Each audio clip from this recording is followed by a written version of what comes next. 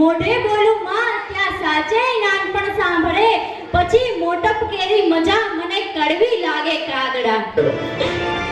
બેટા, અરે અરે બેટા, કહું છું તું સાંભળે છે મારી વાત? આ રોજની ટકટક સાંભળીને કંટાળી ગયો છું. આ મોબાઈલ ને તને આંધળો બનાવી દીધો છે.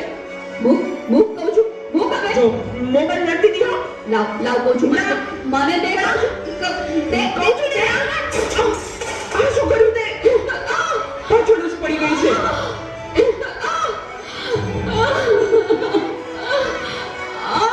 બોલાવતી નહીં હવે મને. હે ભગવાન, શું કરું મારે આનું? કઈ સમજાતું નથી. આજે ઘરે ઘરે આ સમસ્યા છે.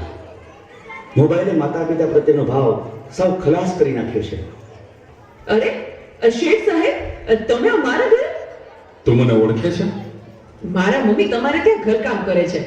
એ સુશીલા એન્ડ કંપનીના માલિક ને. તમને તો આખું શહેર ઓળખે છે. તને ખબર છે બેટા સુશીલા કોણ છે અને હું આ સુશીલા કંપનીનો માલિક કેમ બન્યો? ના. તો સાંભળ. અતિશય સાધારણ કુટુંબમાં મારો જન્મ થયો.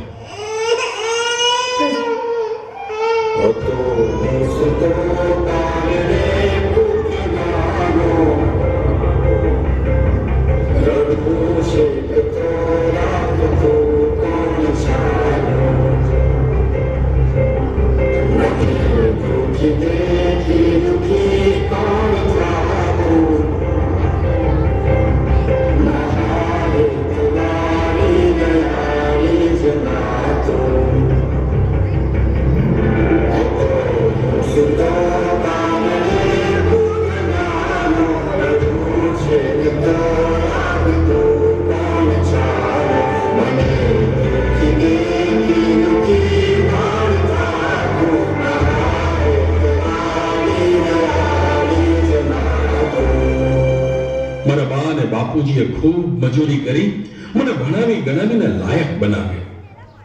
હું ખૂબ પૈસા કમાવા લાગ્યો. લગ્ન પછી જુદો રહેવા લાગ્યો અને મા બાપને ભૂલી ગયો. પણ કુદરતે મને થપાટ મારી. મારી બંને કિડની ફેલ થઈ. મારી પત્નીએ આ વાત સાંભળીને ડિવોર્સ લીધા.